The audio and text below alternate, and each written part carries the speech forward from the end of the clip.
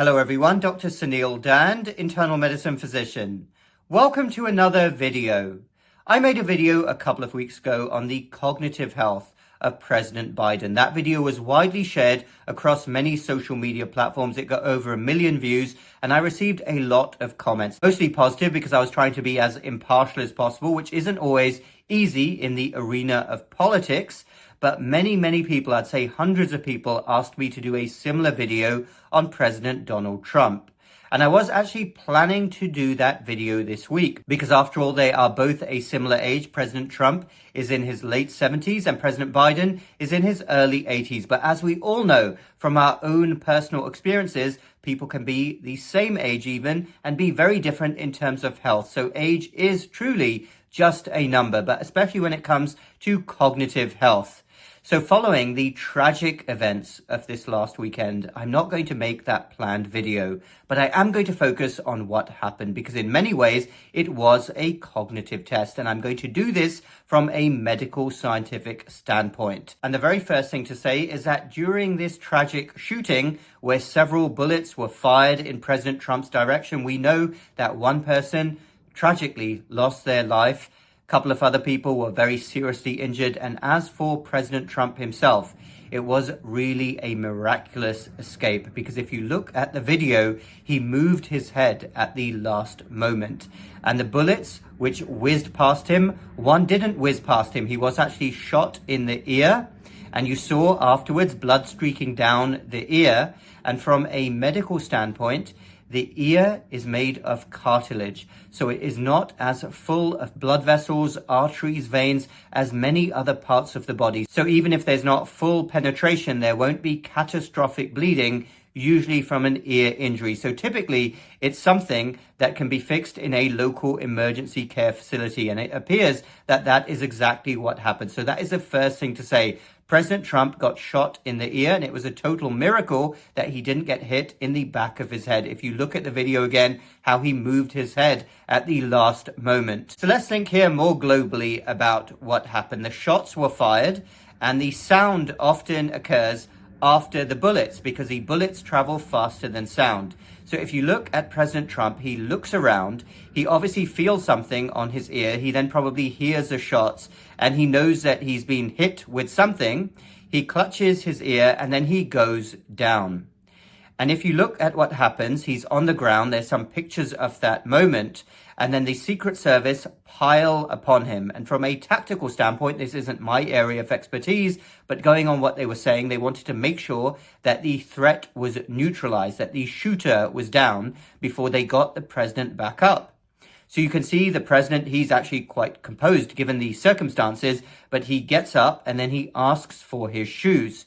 He then turns towards the crowd. He's obviously experiencing some pain in his ear by then. And then he defiantly puts his fists up. He encourages the audience to fight. And then he is led off. But let's think about this in a little bit more detail because the man is 78 years old. And I want you all to think about this situation. Imagine yourself in this position. Imagine you're in a crowded area and you hear something, maybe you feel something first, and then you hear loud bangs, which in the United States, most people will have their radar up that it could be gunfire. And then that moment of panic typically sets in. There's this moment where you don't know what's happened. There's some numbness involved. But imagine being in that situation. Many people might panic. But we didn't see that reaction from President Trump. Looking at it purely again, from a medical scientific standpoint, I'm looking at his reaction. It doesn't seem to be panicked at all. He's quite composed. And then as he gets up, he's not insisting, oh, let's get out of here, let's get out of here. He's asking for his shoes. He wants to stand back up. And then he's got that fist pump of defiance. And then he is focused on the audience, telling them to fight. And the significance of this cannot be overstated. And again, I'm not getting political here. It is a very impressive achievement for a 78-year-old to be in that circumstance. I genuinely don't think that most people who had that sort of tragedy happen to them could respond with composure. Many people out there would go into that full-blown panic, that moment of complete shock where you don't know what is going on, but you know that it is something very bad indeed, and you know that your life is in danger. Remember, these are animal instincts. We all have animal instincts, especially during that threat. Our adrenaline levels shoot up, and then we go into full fight or flight mode. But many people go into that flight mode. They want to run away. Many people start screaming immediately, and this is all understandable. It's a very human reaction. And I want to share with you a quote that I read online that same night, which is very true. So take a look at this. This is from somebody called Brooke Rollins. Ever been in combat? Ever been shot at? I haven't. Neither until today has President Trump. But one thing that combat veterans tell me over and over is that combat reveals character. The experience of being under fire exposes who you are in fundamental ways. You don't really know what the answer will be until the moment is upon you. Well, we just had President Trump's character revealed. Turns out he's the kind of man who comes under fire, takes a hit, feels the blood, and stands back up with his fist raised. That's who he is. That's who he always was. And now we know it. So that is a very interesting quote. And I've heard similar things from people that I've spoken to over the years who have served in the military. Your true character often comes out during a time of extreme stress. And that moment would have been a time of extreme stress for anybody. And what did you see? Well, President Trump obviously got hit, went down onto the ground. He remained quite composed. Then he got up again. And his first instinct was to raise his fist and declare that he wanted to continue the fight. And that nature shouldn't really come as a surprise to anybody who has followed President Trump for some time. Even before he was president, that public persona has been there for decades. That desire to fight, wasn't he involved in some wrestling match at some point? But that came out right there, that fighting type of spirit. And a lot of people get very confused between cognition and character. A lot of highly partisan people confuse the two. Just because you don't like someone's character, that doesn't mean that they have a cognitive issue. And I will say this from a medical standpoint, as someone who's been a doctor for many years, some doctors may disagree with me. This is my own opinion. If you put someone who does have cognitive issues in a position where they are startled and surprised, it is highly unlikely that they will respond like President Trump did. That's my own opinion. Obviously, I don't have access to any formal cognitive tests, but it's very unlikely. You imagine it yourself, anyone you know with cognitive issues, put them in a position, hopefully you don't put them in a position, but if they were in a position where they were startled, they were in a frightful situation, they typically wouldn't respond with that degree of composure and reverting straight back to their underlying character. So having said all this, I want to share the video with you again. Here it is. Take a look at what happened.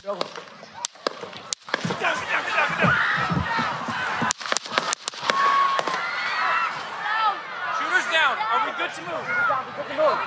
We're clear. Come on. Let me get my shoes. I got you, sir. Let me get my shoes, sir. Hold that in your head. It's bloody. So we gotta move to the bus. Let me get my shoes. Okay, my shoes down. Watch out. Wait.